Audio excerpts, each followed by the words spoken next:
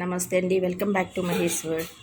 చూస్తున్నారు కదా, ఇది మునగాకండి. మార్కెట్లో మనం కొనాలన్నా దొరకట్లేదండి. ఇది అవసరం అనుకుంటే అస్సలు దొరకట్లేదు. ఇది మా అత్తగారు మా ఊరికి వెళ్ళారు, అక్కడ మా పెరట్లో ఉంటే తీసుకొచ్చారని. చూస్తున్నారు కదా, ఎంత ఆకు చాలా ఉందండి. ఇదంతా ఈనెలు తీసాము, ఇంకా తీయాల్సి ఉంది. దీని గురించి ఆల్రెడీ మనం వీడియోస్ కూడా చేసాము. మునగాకు పప్పు చేసాము, మునగాకు పచ్చడి చేసాము. అయితే దీన్ని ఇప్పుడు నేను కాస్త పప్పులో వేస్తానండి, కాస్త పచ్చడి చేస్తాను, కాస్త కారపొడి చేస్తాను. చూస్తున్నారు కదండి, ఇది గోరింటాకు. గోరింటాకు కూడా చాలా గోరింటాకు తీసుకొచ్చారండి. ఇంట్లో చెట్టు ఉంది, చెట్టు అన్ను మొక్కే అంటాను.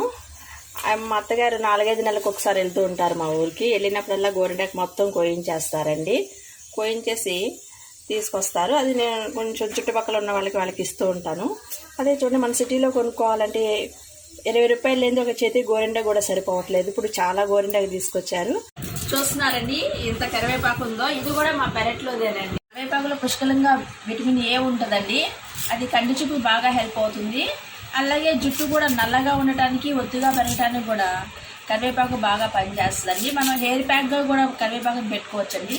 పేస్ట్ చేసి మనం అప్లై చేసినట్లయితే జుట్టు బాగుంటుంది. మిక్స్ చేసి నేను కరివేపాకు పచ్చడి చేస్తానండి. ఇది 10-15 రోజుల వరకు నిలవ ఉంటుంది. అలానే దీన్ని నేను కరివేపాకు పొడి కూడా చేస్తానండి. చాలా ఉంది కదా, ఇంట్లో మొక్కలుంటేనండి మన చేతి నిండా. చూసారా ఎంత కరివేపాకు, గోరింటాకు, మునగాకు ఎట్లా వచ్చాయోనండి. అయితే మునగాకు చెట్టు ఎప్పటికప్పుడు కొట్టించేస్తూ ఉంటారండి. ఆ ఊళ్ళో బాగా కోతులు ఎక్కువగా ఉంటాయి. పల్లెటూరులో ఉండే స్వచ్ఛమైన గాలి, ఆహ్లాదకరమైన వాతావరణం చాలా బాగుంటుందండి.